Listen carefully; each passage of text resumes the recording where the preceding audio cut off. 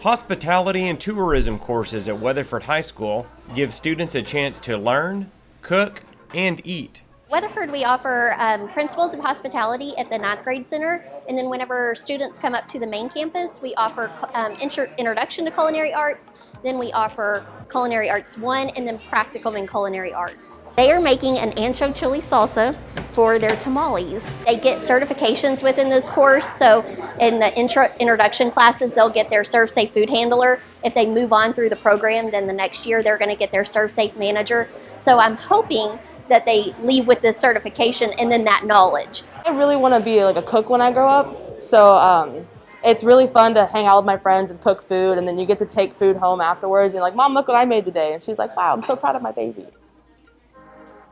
Whether they are going to culinary school to pursue a career in the food service industry, or if they're just going home and they need to learn to cook for their family, cook for themselves, to learn that basic skill to survive in life. Sharpen your culinary skills with the Hospitality and Tourism Program of Study at Weatherford High School.